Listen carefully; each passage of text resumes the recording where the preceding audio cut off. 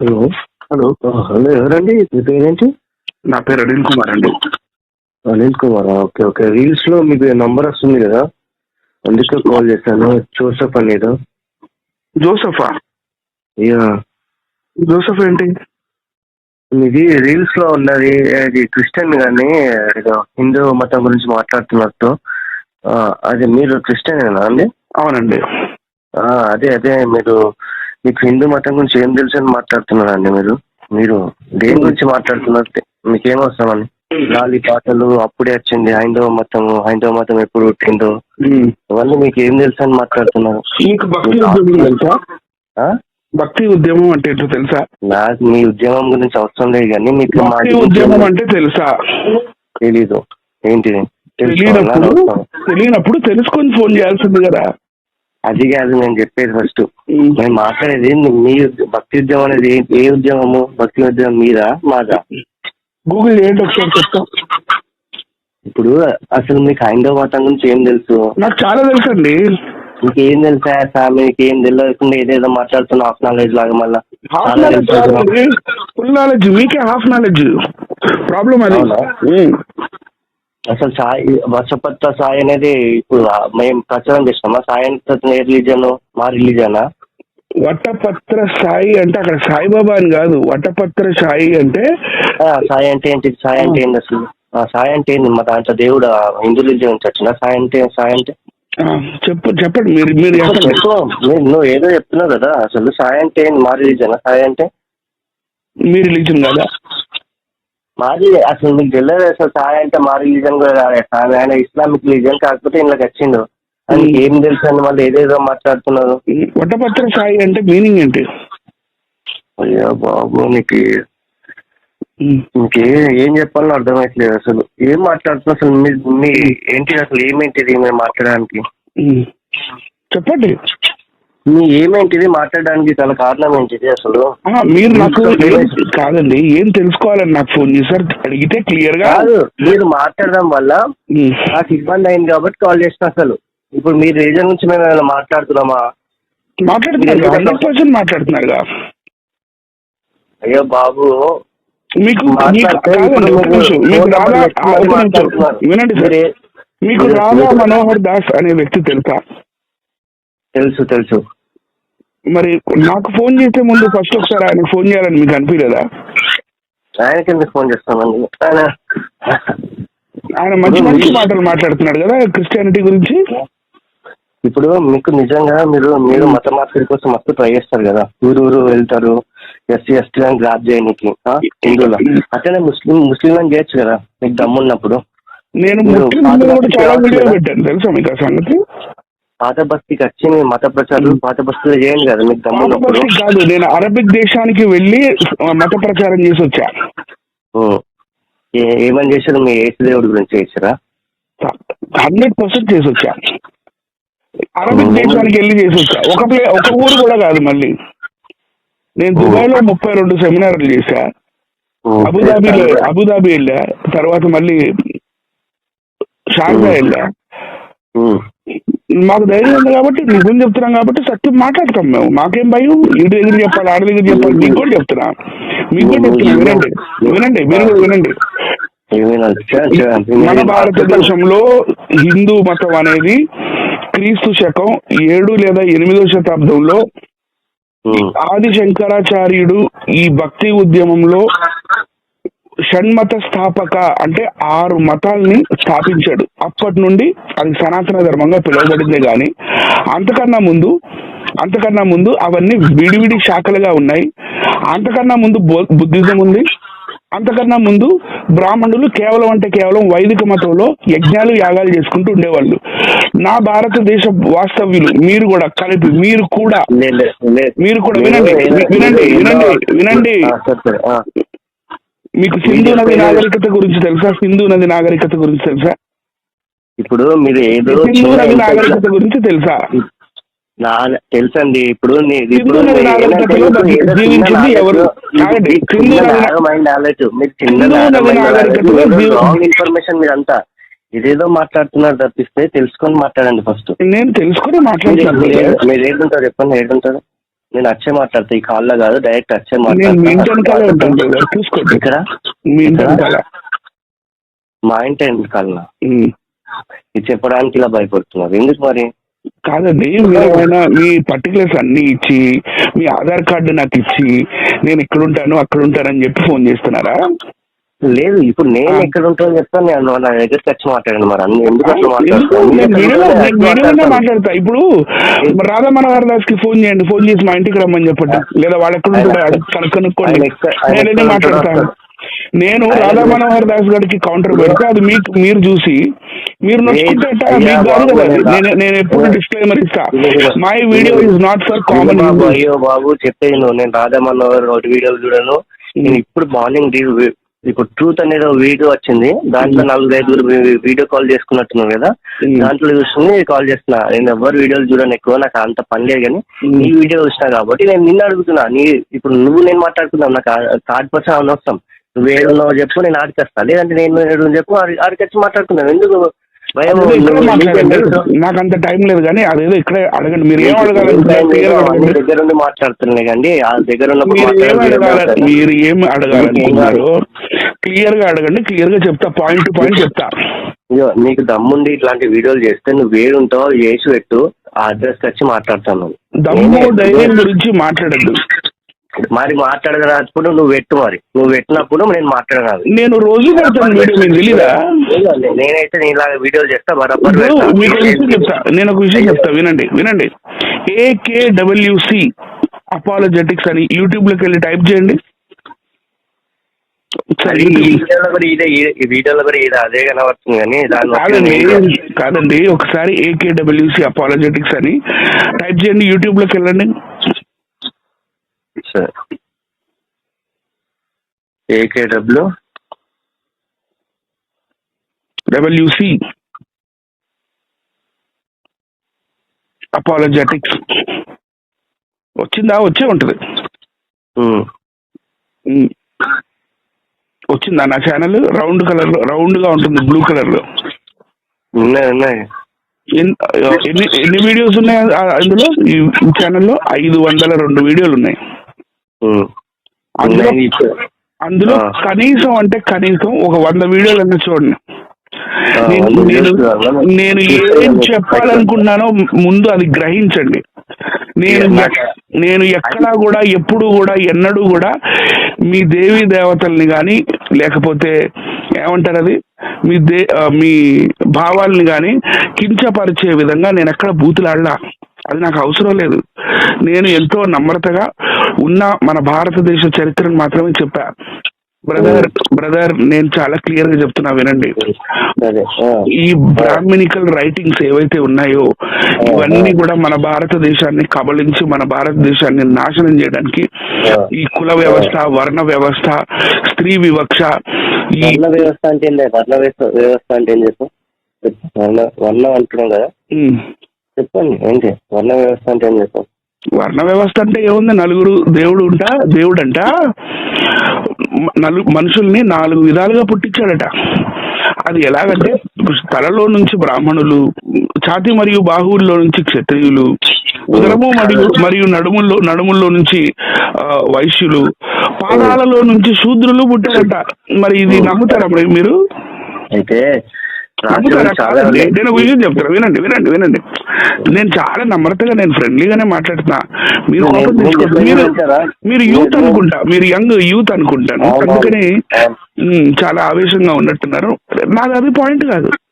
తలలో నుంచి పేలు వస్తాయి బ్రదర్, తలలోంచి పేలు వస్తాయి, లేదా తలలోంచి చుండ్రు వచ్చింది, కానీ బ్రాహ్మణులు ఎట్లా వస్తారు బ్రదర్?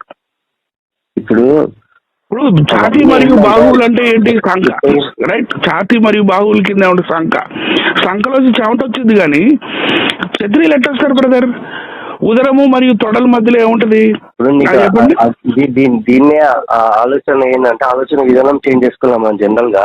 దాన్ని బట్టి ఏంటంటే మెదడు అనేది చాలా జ్ఞానాన్ని ఇచ్చేది, దాని నుంచి మనం ఆలోచిస్తాం కదా. కాబట్టి ఇప్పుడు వాళ్ళు 4 వర్ణాలు అన్నాం కదా, 4 వర్ణాలు ఏంటంటే అవి డిపెండింగ్ అపాన్ వర్క్స్ ని బట్టి 4 వర్ణాలుగా విభజించారు అనమాట. ఇప్పుడు కాళ్ళు ఎక్కువ వర్క్ చేస్తాయి కాబట్టి ఎక్కువ వర్క్ చేసే వాళ్ళు ఇప్పుడు శూద్రుల కింద అట్లా చేసిన అంతేగాని కాళ్ళ నుంచి వచ్చారు, సంకల నుంచి వచ్చారు, పైక నుంచి వచ్చినాం కాదు. మనం ఆలోచించే భావం వేరు ఉండాలి. చాలా క్లియర్ గా ఉంది కదండి, భగవద్గీతలో కూడా చెప్పాడు కదండి శ్రీకృష్ణుడు 4వ అధ్యాయం 13 వినండి. ఇప్పుడు బ్రాహ్మణులు అంటే ఓన్లీ క్యాస్ట్ కి సంబంధించిన అదే స్వామి. బ్రాహ్మణులు అంటే ఇప్పుడు టీచర్లు, మీరు ఏం చేస్తారు? ప్రొఫెషన్ టీచర్లు వస్తారు, డాక్టర్లు వస్తారు, అందరూ. బ్రదర్ గారు వినండి, బ్రాహ్మణులు అంటే టీచర్స్ అన్నారు, చాలా బాగుంది, వెరీ గుడ్, నైస్. బ్రాహ్మణులు అంటే టీచర్స్ కాబట్టి మన భారతదేశంలో మనకి బ్రిటిష్ వాడు అంటే మిషనరీస్, నేను బ్రిటిష్ వాడు గురించి మాట్లాడట్లేదు, మిషనరీస్ రాకన్నా ముందు మన భారతదేశంలో మొత్తం అక్షరాస్యత 5% ఎందుకుంది?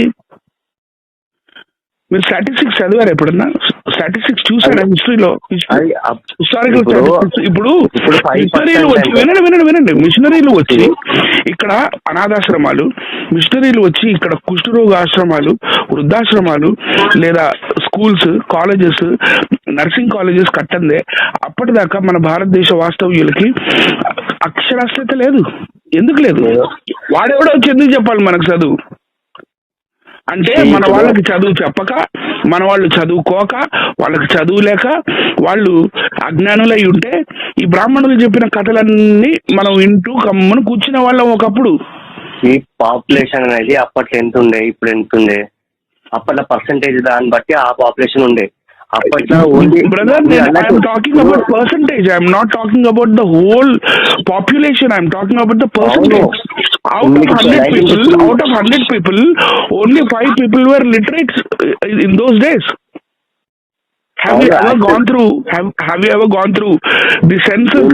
The census conducted by Vinandi. Have you ever gone through the census carried out in the year 1891 by the British Raj? No, you have not gone through. చెప్తారా మీరు? 2024 సెన్సస్ చెప్తారా మీరు? 2024 సెన్సస్ చెప్తారా? ఇప్పుడు 2024 సెన్సస్ చెప్పగలుగుతారా? ఇప్పుడు అది కూడా చెప్తా, వినండి. మన భారతదేశాన్ని గత 10 సంవత్సరాల నుంచి ఒక ప్రభుత్వం పరిపాలిస్తుంది. యాక్చువల్ గా 2021 లో జరగాల్సింది సెన్సస్, ఇది 2024, 3 సంవత్సరాలు దాటిపోయింది. ఇప్పటికి కూడా సెన్సస్ చేసే దిక్కు లేదు మన భారతదేశంలో. మనం భారతదేశంలో అంటే దానికి కారణం ఏంటి? ఆల్రెడీ సెన్సస్ వచ్చింది, మీకు తెలియదు కావచ్చు. ఎక్కడ వచ్చింది? It should be out through the government. 2021 corona వచ్చిందా? సెన్ససే మనోళ్ళు క్రియేట్ మనోళ్ళు కండక్ట్ చేయలేకపోయారు. సెన్సస్ 2021 కరోనా వచ్చింది కదా, అయితే మరి సెన్సస్ అప్పుడు ఇట్లా వస్తుంది. యాక్చువల్గా 2021 లో సెన్సస్ రాదు. అవును, 22లో లేదుగా, 22లో రాలేదు కదా, 23లో రాలేదు కదా, 24 ఇప్పుడు సగానికి ఎక్కువ అయిపోయింది. We are in September. ఇప్పుడు దాకా కూడా ఎందుకు కండక్ట్ చేయట్లేదు? కాబట్టి నేనేమంటున్నానంటే బ్రదర్, నేను అక్షరాస్యత గురించి మాట్లాడింది పర్సంటేజ్ విషయమై. సో బ్రాహ్మణులు మాత్రమే చదవచ్చు, ఈ వేరే వాళ్ళకి చదువు రాదు అనేది ఆ వితండవాదము లేదా ఆ ఈ మాయలో పడబాకండి. బ్రాహ్మణులకి ఎంత తెలివిస్తాడో మీకు అంతే తెలివిస్తాడు దేవుడు. అర్థమైందా? ఎవరికి వాళ్ళకి ఇస్తారు. శూద్రులు అని మీరు అక్కడ బాగానే ఉంది. ఇప్పుడు ఎస్టీ ఆదివాసీలు ఈ ఏమంటారు, యానాది, ఎరుకుల, బొడబొక్కల, గోండ్లు, ఈ బిల్లులు, కోళ్ళు, కోయ, వీళ్ళందరూ ఆదివాసీలు. వీళ్ళందరూ కూడా ఈ చాతుర్వర్ణ్యంలో లేరు కదా. వీళ్ళు ఇంకా పంచమ జాతి వాళ్ళు, నీచులు వాళ్ళు.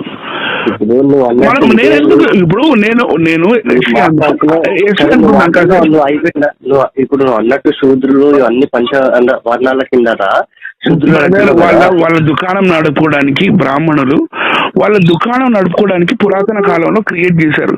మీరు దాన్నే నిజం అనుకోద్దు బ్రదర్. Come to reality. నేను చాలా ప్రేమగా చెప్తున్నాను, కమ్ టు రియాలిటీ. నేను అదే రియాలిటీలో మాట్లాడుతున్నా. ఇప్పుడు అదే శూద్రుల్లో కూడా ఒక డాక్టర్ గానీ, ఒక లాయర్ గానీ, ఒక టీచర్ అయితే వాడు కూడా బ్రాహ్మణ్ కిందనే వస్తారు. వేదాలు కూడా అందరు నేర్చుకోవచ్చు, శూద్రులు కూడా నేర్చుకోవచ్చు. మీరు కావాలంటే వేద పాఠశాలలు లేదండి, ఎస్సీ ఎస్టీలు కూడా చాలా మంది ఉంటారు. కాదు నేను చెప్పేది మీకు అర్థం కావట్లా, నేను చెప్పేది మీకు అర్థం కావట్లేదు. మాట్లాడుతున్నాము వేదాలు నేర్చుకొని ఏం చేయమంటారు? వేదాలు ఈ లోకానికి ఎలా ఉపయోగపడతాయి అది చెప్పండి నాకు. వేదాల వల్ల ఉన్న ఉపయోగం ఏంటి అది చెప్పండి. అంటే ఇప్పుడు పాస్టర్ కావాలా? మేము పాస్టర్ కావాలా? నేను అనేది నేనేమన్నాను, మన భారతదేశ వాస్తవ్యులు ప్రస్తుతము అక్షరాస్యులుగా ఉన్నారే గాని వాళ్ళు ఇప్పటికీ అనగొట్టబడుతున్నారు. వాళ్ళకి ఇప్పటికీ ఉద్యోగాలు లేవు మన భారతదేశ వాస్తవ్యులకి. ఉద్యోగాలు లేక బ్రదర్ మీరు మీరు మీరు ఏదో బావిలో ఉండి మాట్లాడద్దు. నేను చెప్తున్నాను వినండి, ఎవరికి లేవండి. వినండి. నేను గత సంవత్సరము నేను చెప్పాను కదా దుబాయ్ వెళ్ళాను.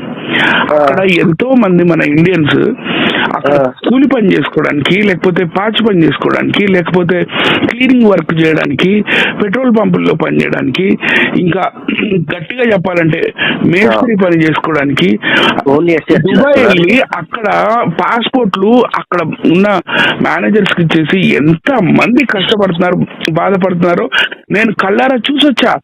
మన భారతదేశము సస్యశ్యామలమైన భూమి కలిగిన దేశం.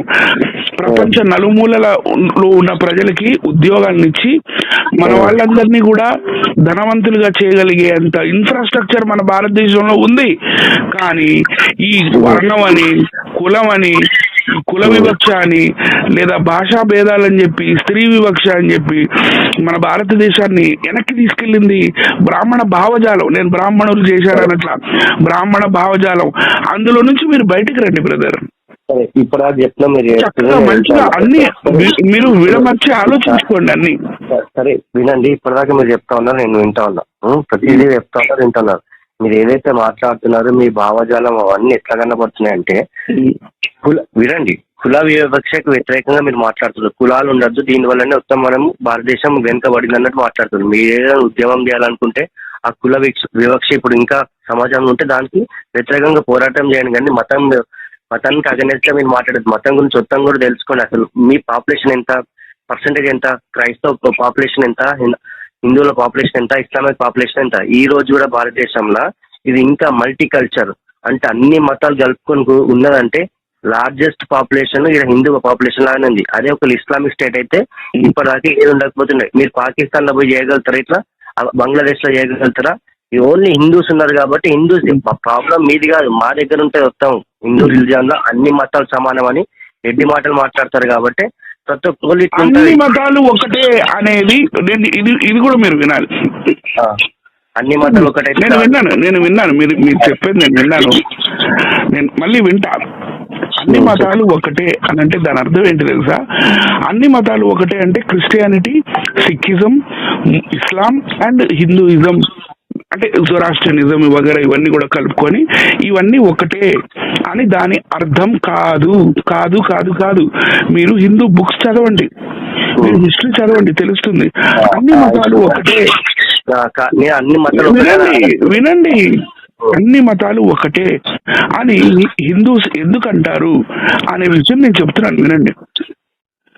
హిందూస్ పాపం చాలా మంచి brother, I really like them. నేను నా ఫ్రెండ్స్ అందరూ హిందూసేగా, రైట్? నేను ఏమన్నానంటే మీరు ఉండేదే ఇండియాలో, మా పాపులేషన్ మొత్తం ఎక్కువ ఉంటది. పాపులేషన్ ఉంటే ఏంటి బ్రదర్? పాపులేషన్ ఉండడం ఇష్యూ కాదు. వినండి, మీరు వినట్లేదు బ్రదర్. నేను ఒక విషయం చెప్తున్నాను, వినండి బ్రదర్. మీరు నాతో ఫోను మాట్లాడడానికి నాతో మాట్లాడడానికి ఫోన్ చేసినట్టుగా లేదు. మీరు అనుకున్నది చెప్పడానికి ఫోన్ చేసినట్టుగా ఉంది. నా మాట కూడా వినాలి మీరు. చెప్పండి.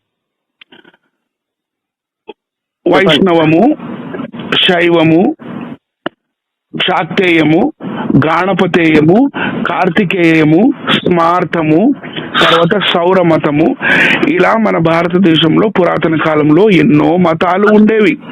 వైష్ణవ మతం, శైవ మతం, శాక్తేయ మతం, గాణపతేయ మతం, కార్తికేయం, సౌరమతం అంటే సూర్యుడిని పూజించేవాళ్ళు. ఇలా రకరకాలుగా ఇంకా ఇంకా చాలా మంది, వైదిక మతం, ఇలాంటి మతాలు. ఈ మతాలన్నిటినీ కూడా ఏకం చేసింది, ఒక దగ్గరికి తీసుకొచ్చింది క్రీస్తు శకం 7-8 శతాబ్దంలో శంకరాచార్యుడు.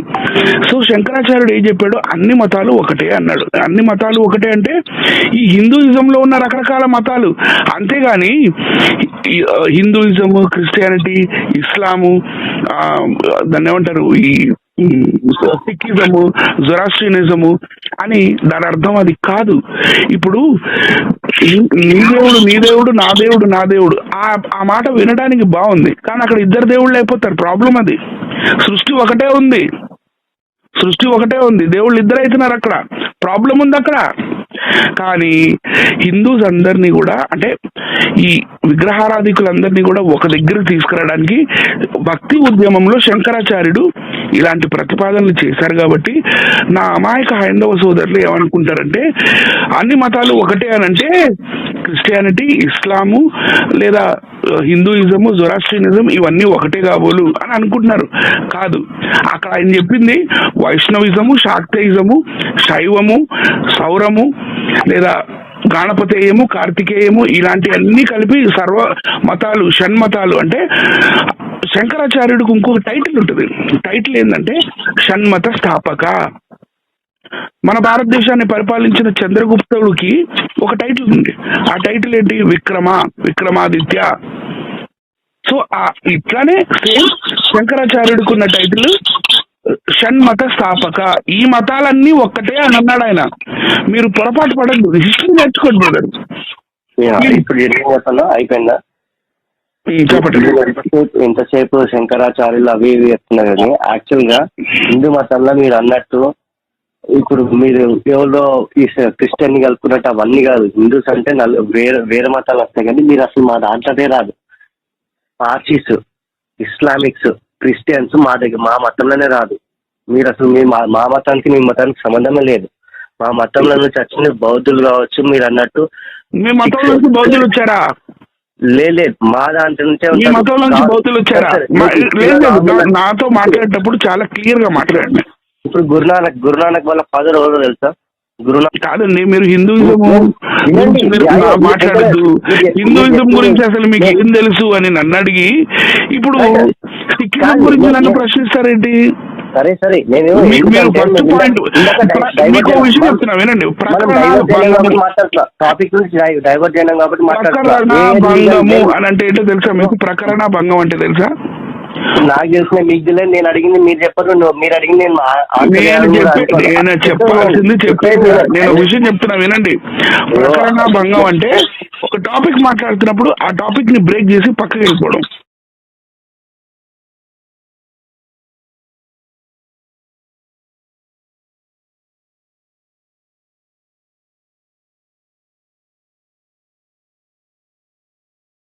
సరే, ఇప్పుడు నన్ను ఏమడిగారు? హిందూయిజం గురించి మీకు ఏం తెలుసు అని అడిగారు. మీరు హిందూయిజం గురించి ఏం అడగాలనుకుంటున్నారు? అడగండి, చెప్తా నేను. లాస్ట్ ఒక పాయింట్ దగ్గర నుంచి మనం ఫినిష్ చేద్దాము. ఇందాక మనం సిక్ రిలీజన్ దాకా వచ్చినాం కాబట్టి నేను చెప్తున్నాను. ఇప్పుడు మీరు ఎందుకంటే అన్ని రిలీజన్లు కలుపుకుంటారు అంటే మేము ఏం మీకు రిలీజన్ కలుపుకోము. ఇస్లామిక్ లానే, క్రిస్టియన్ లానే మా కింద సబ్ క్లాసెస్ లాగా హిందూ సబ్ క్లాసెస్ కింద ఉన్నది సిక్ రిలీజన్ కాబట్టి చెప్తున్నాను. ఇప్పుడు ఇదే అయోధ్యలో రామ మందిర్ మొన్న కట్టినప్పుడు మీరు చూసారా? అయోధ్య రామ మందిర్ లో పనిచేసే ఒక క్లీనింగ్ చేసుకునే అమ్మాయిని, దళిత అమ్మాయిని క్లీనింగ్ వినండి క్లీనింగ్ చేసే అమ్మాయిని 8 మంది రేప్ చేశారు. అది విన్నాను, కరెక్ట్. గ్యాంగ్ రేప్ చేశారు.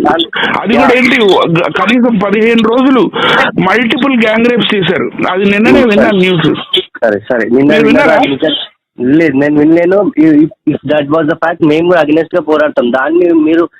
దాన్ని హైలైట్ చేసి దళితులు అది కూడా రేపు జరిగింది. ఎవరు? దళిత అమ్మాయి. ఆమె ఎవరు? క్లీనింగ్ ఊడ్చుకునే ఆమె.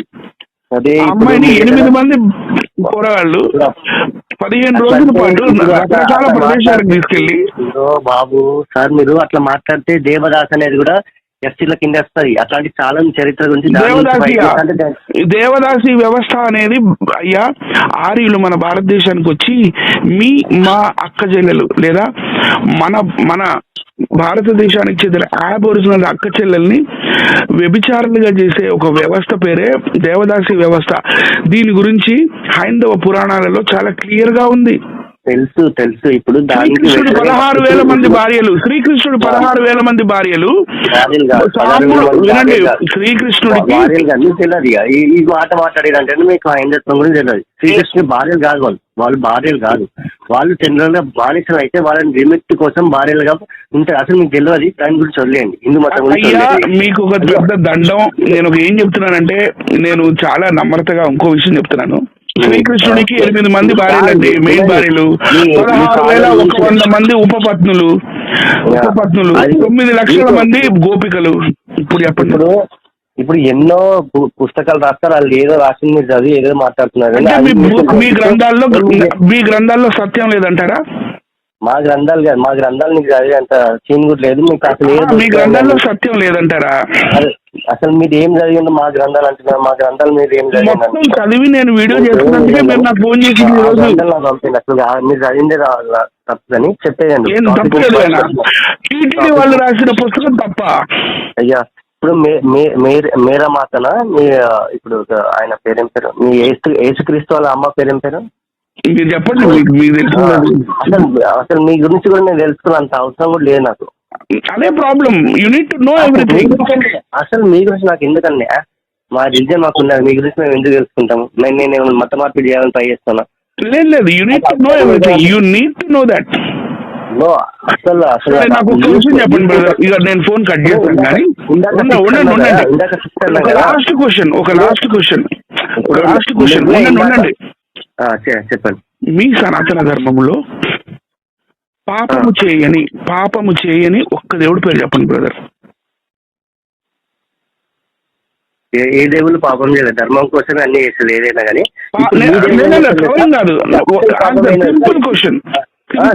Simple answer. పాపము చేయని ఒక్క దేవుడి పేరు చెప్పండి. అందరు దేవుళ్ళు పాపం చేయలేదు కాబట్టి దేవుళ్ళు లేరు. అర్థమైందా? మనం ఆలోచించేదానికి బాణం వేయటం తప్పు కదా బ్రదర్. మరి శాపం ఎందుకు వచ్చింది? అది లోక కళ్యాణం కోసం. శాపం వచ్చిందంటే పాపం జరిగిందనే కదా అర్థం. ఇక అన్నిటికీ ఒక రీజన్ ఉంటది. అట్లా చేసిన ఇట్ చేసిన అని కాదు, ప్రతిదానికి ఒక రీజన్ ఉంటది. ఒక రీజన్ ని కవర్ చేసుకోవడానికి ఇంకో రీజన్ ని కవర్ చేసుకో, అందుకని 4 పుస్తకాలని అంటారా? అట్లానే ఇప్పుడు మీ యేసుక్రీస్తు అట్లా కరెక్ట్ అంటారా? నాలో పాపం ఉన్నదని మీలో ఎవరు స్థాపించగలరు అని 2000 సంవత్సరాల క్రితం సవాలు విసిరిన అతి పరిశుద్ధుడు అయిన ఏకైక లోక రక్షకుడు యేసుక్రీస్తు. నీకు కావచ్చు, మాకైతే కాదు. అసలు నీకు విషయం చెప్తున్నా వినండి. నువ్వు కాదన్నా బ్రదర్ వినండి. 16,000 పెళ్లిళ్ళు చేసుకున్నవాడు దేవుడు కావాలి కానీ బ్రదర్ వినండి. 16,000 పెళ్లిళ్ళు చేసుకున్నవాడు దేవుడు కాదు కానీ వినండి. ఒక్క నిమిషం వినండి. ఇప్పుడు నేను చెప్పేనండి, మీరు చెప్పే వస్తాం కదా. నేను చెప్పేనండి, దేవుడు పేరు చెప్పలేకపోతున్నావే. పాపం చేయని దేవుడు చేయని ఒక్క దేవుడు పేరు చెప్పు. ఉంటారు కదా, ఆ ఫాదర్ కూడా రేప్ చేస్తాడు. ఆ ఫాదర్ గా ఆచారం బాబు ఎవరండి? ఇప్పుడు అది జనబాబు ఎవరు సార్? నిత్యానంద ఎవరు సార్? ఉన్న ప్రభువా ఈ పాపలను క్షమించాలని పాపం చేరిపోతాయి. రేపు కూడా చేయొచ్చు మీ దాంట్లో. క్రిస్టియన్లు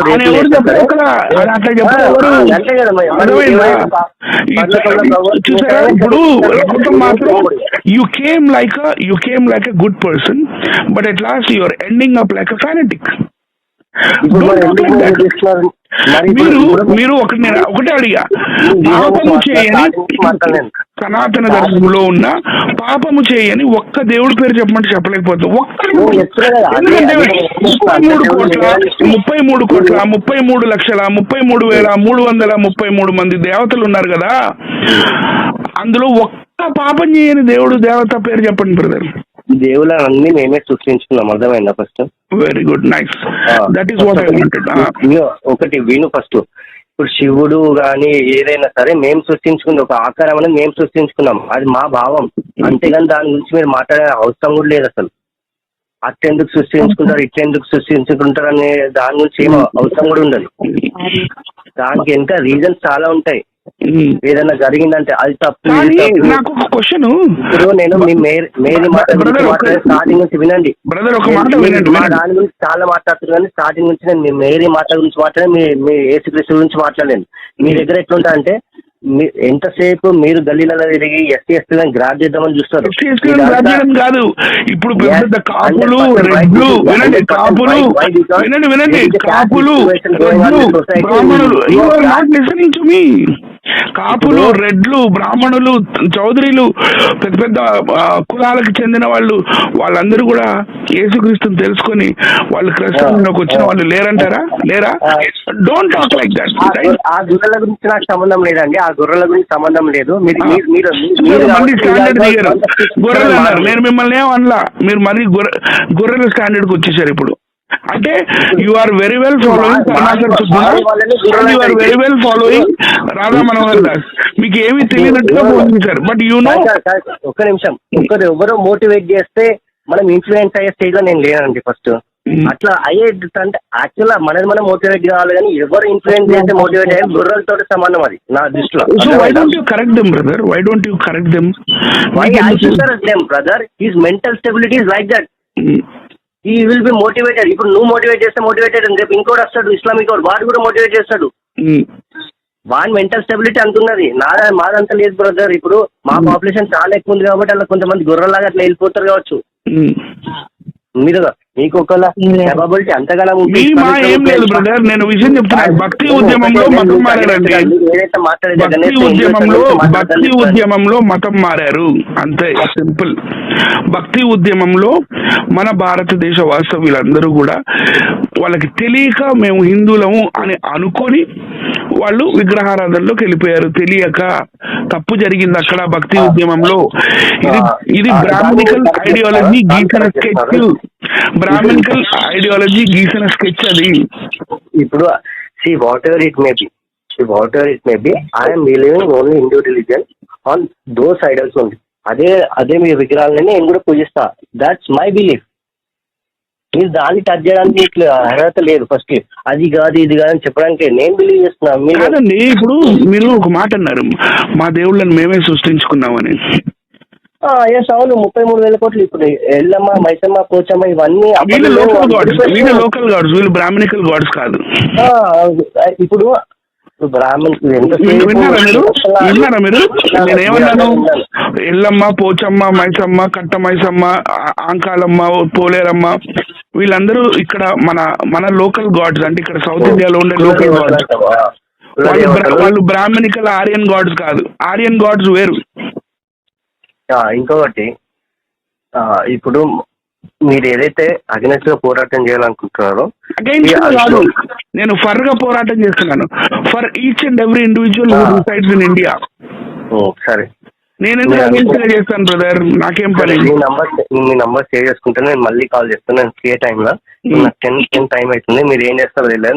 నా ప్రొఫెషన్ చాలా వేరేది. నేను మళ్ళీ ఫ్రీ ఉన్నప్పుడు చేస్తాను. మీరు ఏదైతే చేయాలనుకుంటారో మీరు మాట్లాడండి, కానీ మా దేవుళ్ళని గురించి కానీ మతం గురించి కానీ మాట్లాడడం మాత్రం కరెక్ట్ గా. నేను ప్రతి ఒక్కరి గురించి మాట్లాడతాను బ్రదర్. నాకు భావ ప్రకటన స్వేచ్ఛ ఉంది. నాకు నా భారతదేశ రాజ్యాంగం ఇచ్చింది. నాకు కూడా భావ ప్రకటన స్వేచ్ఛ ఉంది. ఇప్పుడు యేసుక్రీస్తు గురించి మీద మతం గురించి మాట్లాడడం కరెక్ట్ కాదు. అది ఎంతో మంది మనోభావాలు. నేను ఏది మాట్లాడినా హిస్టారికల్ ఎవిడెన్స్ చూపించే మాట్లాడతాను. నా ఇష్టం వచ్చిన నా నోటికి వచ్చిన మాట్లాడలేదు, ఎన్నడూ మాట్లాడలేదు. ఎన్నడూ మాట్లాడను. అది నాకు ఇష్టం వచ్చింది మాట్లాడను. అది నా రూల్కే అగైన్స్ట్. నా రూల్కే against. I speak with evidences, that's all. ఇప్పుడు మీరు అంతా డేర్ గా మాట్లాడుకుంటే నిజంగా అదే హిస్టరీ కలెక్ట్ అని ఏదైతే జరిగిందో అది పబ్లిక్ గా రండి. నేను కూర్చుంటాను, నేను కూడా వస్తాను, మేము కూడా వస్తాము, మీరు కూడా రండి. మీ ప్లేస్కి వస్తారా మా ప్లేస్కి వస్తారా కూర్చొని మాట్లాడుకుందాం. మీరు ఏదైతే హిస్టరీ అన్నారో బుక్స్ మీ పెద్ద పెద్ద మఠాధిపతులు పీఠాధిపతులు ఎవరెవరైతే ఉన్నారో వాళ్ళతో కలిపి నేను వాళ్ళతో డిబేట్ చేస్తాను. మీ ఎవరు చిన్నజీఆర్ గారిని తెస్తారా, బంగారీ శర్మ గారిని తెస్తారా, లేకపోతే పరిపూర్ణానంద స్వామిని తెస్తారా? తీసుకురండి. నేను అవన్నీ కూడా ఫాలో గాను. నేను అవన్నీ కూడా ఫాలో గాను. మీరు ఎన్నో పుస్తకాలు చదివిన అవన్నీ కూడా నాకు సంబంధం లేదు. ఫస్ట్ నేను నా రిలీజన్ అంతే వరకే ఆలోచిస్తాను. అంటే అన్ని డెప్త్ తెలుసుకొని కూడా మాట్లాడాలని ఆలోచిస్తాం.